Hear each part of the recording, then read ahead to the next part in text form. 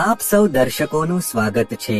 આપ સૌએ સાચી ભક્તિ સાથે કોમેન્ટમાં જરૂર લખજો રાધે રાધે। દેવોના દેવ મહાદેવ હંમેશા આપના પર પોતાના આશીર્વાદ વરસાવે। મિત્રો, આજનો વિડિયો ખૂબ જ માહિતીપ્રદ અને ખૂબ જ પ્રેરક છે।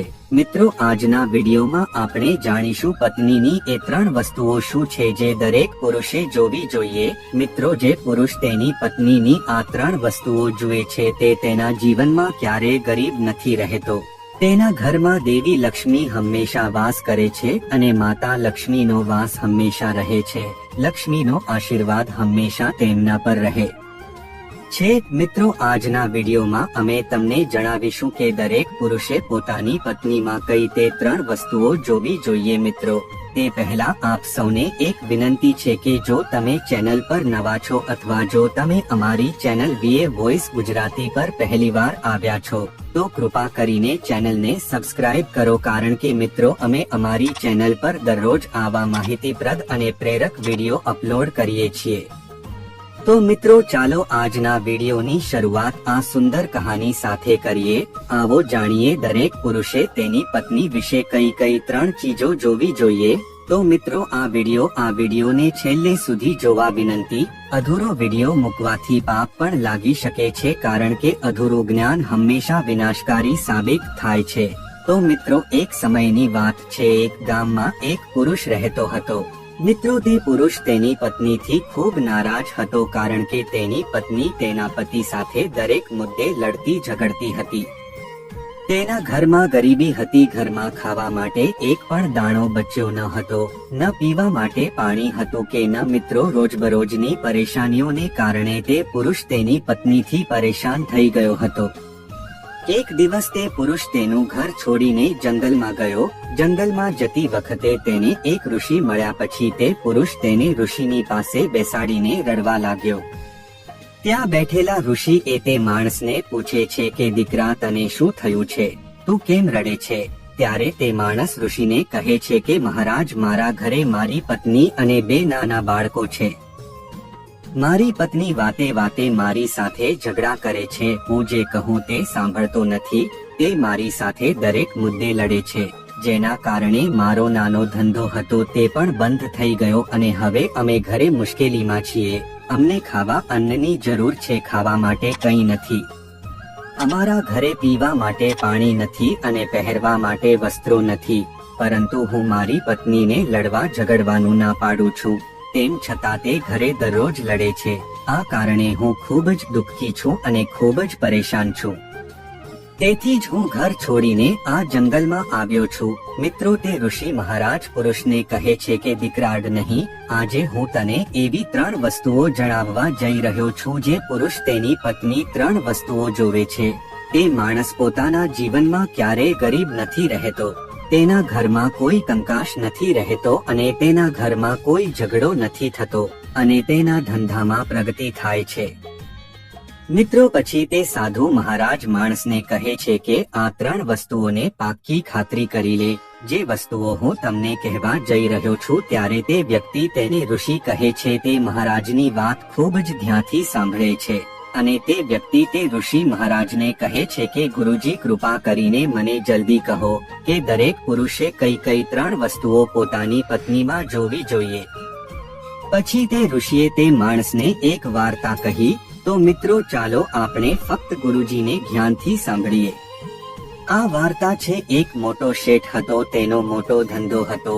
શેઠ અને તેની પત્ની તેના ઘરે રહેતા હતા।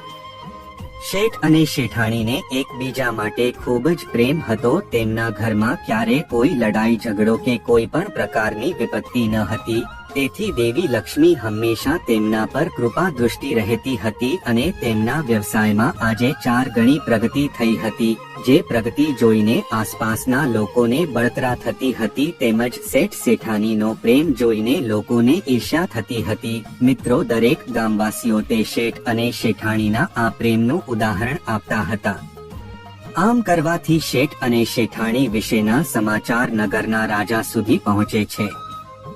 મિત્રો, જ્યારે શેઠ શેઠાણી વિશેના સમાચાર રાજા સુધી પહોંચે છે ત્યારે રાજાને ખબર પડે છે કે શેઠના ઘરે દરરોજ રાતે દીપ પ્રગટાવેલ જોવા મળે છે, કારણ કે દીવો એ પ્રેમની નિશાની માનવામાં આવે છે.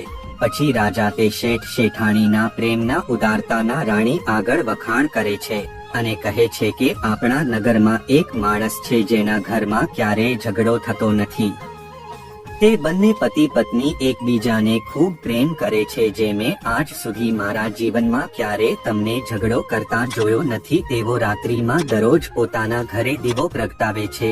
મિત્રો, બીજા જ દિવસે તે રાજા આખા નગરમાં ઢિંડોરો કરાવે છે અને કહેવરાવે છે કે રાજ્યના તમામ લોકો પોતપોતાના ઘરોમાં દીવા પ્રગટાવે છે. ત્યારે જ રાણીએ તેના રાજાને પૂછ્યું, તમે બધાના ઘરમાં દીવા કેમ પ્રગટાવવાનું કહો છો? રાણીની વાત સાંભળીને રાજા રાણીને કહે છે કે દીવો એ પ્રેમની નિશાની છે. જે ઘરમાં દીવો પ્રગટે છે ત્યાં હંમેશા પ્રેમ હોય છે અને હું ઈચ્છું છું કે શેઠ અને શેઠાણી વચ્ચે જે પ્રેમ હોય છે તેવો જ પ્રેમ આપણા નગરમાં દરેક પતિ પત્ની વચ્ચે હોવો જોઈએ. તેથી જ હું દરેક ઘરમાં દીવો પ્રગટાવવાનું કહું છું. મિત્રો, રાજાના સૈનિકો આખા નગરમાં ઢોલ વગાડે છે અને કહે છે કે આખી રાત દરેકના ઘરમાં દીવો પ્રગટવો જોઈએ. રાજાની આજ્ઞાને અનુસરીને તમામ નગરવાસીઓ પોતાના ઘરે દીવા પ્રગટાવે છે, પણ મધરાત પડતા જ બધાના ઘરના દીવા બુઝાઈ જાય છે, પણ પેલા શેઠ અને શેઠાણીના ઘરનો દીવો આખી રાત સુધી બુઝતો નથી. કારણ કે દીવો પ્રેમનું પ્રતીક છે અને શેઠાણી વચ્ચેનો પ્રેમ જળવાઈ રહે તે માટે શેઠાણી પોતાના ઘરનો દીવો હંમેશા પ્રજ્વલિત રાખતી હતી. પરંતુ મિત્રો, શેઠાણી તેની ઈચ્છા મુજબ જ કામ કરતી અને તેને જે લાગતું તે પ્રમાણે જ કરતી. પણ શેઠને આમાં ક્યારેય કોઈ તકલીફ ન પડી, કારણ કે શેઠ ખૂબ જ બુદ્ધિશાળી હતા. તેને લાગતું હતું કે જો હું મારી પત્નીને રોકીશ તો ઘરમાં બિનજરૂરી ઝઘડા થશે. તેથી જ શેઠે શેઠાણીની ઘણી બધી વસ્તુઓ અને બીજી ઘણી વસ્તુઓ રાખી હતી. તે શેઠ અવગણતા હતા, તે અવગણના કરતા હતા, જેથી પતિ પત્ની વચ્ચેનો પ્રેમ અને વ્યવહાર જળવાઈ રહે. એક દિવસ મિત્રો, રાજા અને રાણી તેમના ધાબા પર ઊભા હતા અને તેમના નગરમાં નજારો જોઈ રહ્યા હતા. જોયું કે તેમના આખા રાજ્યમાં અંધારું હતું, પણ નગરના તે શેઠ અને શેઠાણીનું એક જ ઘર હતું જ્યાં દીવો બળતો હતો. મિત્રો, પછી રાજાએ રાણીને કહે કે જુઓ, શેઠ અને શેઠાણી વચ્ચે કેટલો પ્રેમ છે. બધા ઘરના દીવા ઓલવાઈ ગયા, પણ શેઠ અને શેઠાણીના ઘરનો દીવો હજુ પણ ચાલુ છે. એનો અર્થ એ થયો કે શેઠાણી અને શેઠાણી વચ્ચે ઘણો પ્રેમ છે. પછી રાણી તેના રાજાને કહે છે કે શેઠાણી અને શેઠાણી વચ્ચે ગમે તેટલો પ્રેમ છે, તેનું કારણ કે શેઠાણી બુદ્ધિશાળી છે, તેથી શેઠના ઘરમાં પ્રેમ છે. રાજા રાણીની વાત સાંભળે છે ત્યારે રાજા કહે છે રાણીને કે અહીં શેઠ વધારે હોશિયાર છે, એટલે જ તેમના ઘરમાં ક્યારેય ઝઘડો નથી થતો. મિત્રો, રાણી કહે છે કે શેઠાણી બુદ્ધિશાળી છે અને રાજા કહે ના, શેઠ બુદ્ધિશાળી છે. મિત્રો, રાજા અને રાણી વચ્ચે શેઠાણીની બાબતમાં દલીલો થવા લાગી. પછી રાજાએ કહ્યું, જુઓ, આપણે દલીલ કરવાની જરૂર નથી, ચાલો ને આપણે બંને તે શેઠ શેઠાણીની પરીક્ષા લઈએ. જે કસોટીમાં પાસ થશે તે વધુ હોશિયાર હશે. રાજાની વાત સાથે રાણી સંમત થયા અને બંને પરીક્ષા માટે તૈયાર થયા. પછી રાજા તેના મહેલમાં જાય છે અને તેની દાસીને બોલાવે છે અને તેણે તેની દાસીને શેઠ પાસે જવાનું કહે છે. પછી રાજા દાસીને કહે છે કે હું જે તને કહું તે તમારે શેઠને કહેવાનું. પછી દાસી કહે, ઠીક છે મહારાજ. પછી દાસી રાજાની વાત સાંભળીને શેઠ પાસે જાય છે. આ સમયે શેઠની પત્ની કેટલીક વસ્તુઓ ખરીદવા બજારમાં ગઈ હતી. મિત્રો, પછી રાજાની દાસી શેઠને કહે છે, શેઠજી, હું મહેલમાંથી આવી છું, રાજાએ મને મોકલી છે. શેઠ દાસીને કહે છે કે હું તમારી શું સેવા કરી શકું? તમે બેસો, હું પાણી લઈ આવું તમારા માટે. પછી દાસી શેઠને કહે, ના શેઠજી, હું રાજાની દાસી છું, હું તમારી માટે રાજાના સમાચાર લઈને આવી છું. ત્યારે શેઠ કહે, ઠીક છે દાસી, તમે મને કહો કે રાજાએ શું સમાચાર મોકલ્યા છે મારા માટે? દાસી શેઠને કહે છે કે શેઠજી, રાજાએ મને એમ કહેવા મોકલી છે કે જો તમે તમારી પત્નીને છોડી દો છો તો તેઓ તમને અઢળક હીરા ઝવેરાત તેમજ તમને મહેલમાં સારી પોસ્ટ પર નોકરી પણ અપાવીશ. પણ શેઠ રાજી ન થયા। આના પર રાણીએ રાજાને કહ્યું કે ના, શેઠ બુદ્ધિશાળી નથી, શેઠાણી બુદ્ધિશાળી છે। મિત્રો, આ વાત અંગે રાજા અને રાણીએ ફરી નોકઝોક કરવાનું શરૂ કર્યું કે મેં તમને કહ્યું તું ને કે શેઠ કરતા શેઠાણી હોશિયાર છે। પછી રાણી રાજાને કહે કે તમે શેઠની પરીક્ષા લીધી છે, મારે પણ શેઠાણીની પરીક્ષા કરવી છે, પછી ખબર પડશે કે શેઠ અને શેઠાણીમાં કોણ વધુ હોશિયાર છે। પછી રાણી તેના મહેલમાંથી નીકળી જાય છે। તેણે શેઠાણી પાસે એક દાસ મોકલ્યો અને તેના દાસને કહ્યું કે હું તને જે કહું છું તે જા અને શેઠાણીને કહી દે। પછી રાજાનો દાસ તે શેઠાણી પાસે ગયો ત્યારે શેઠ ક્યાંક બહાર ગયો હતો। શેઠાણી ઘરે એકલા હતા। મિત્રો, દાસ તક જોઈને શેઠાણી પાસે આવે છે અને શેઠાણીને કહે છે કે શેઠાણીજી, હું મહેલમાંથી આવ્યો છું, રાણી સાહિબાએ મને મોકલ્યો છે। ત્યારે શેઠાણી કહે ઠીક છે, મને કહો કે રાણી સાહિબાએ મારું શું કામ છે। પછી દાસ શેઠાણીને કહે છે કે રાણી સાહિબાએ કહ્યું છે કે જો તું તારા પતિને છોડી દે તો તે તને 18 હીરા ઝવેરાત આપશે, અને જો તું તારા પતિને મારી નાખીશ તો તે તને તેમનું અડધું રાજ્ય આપશે।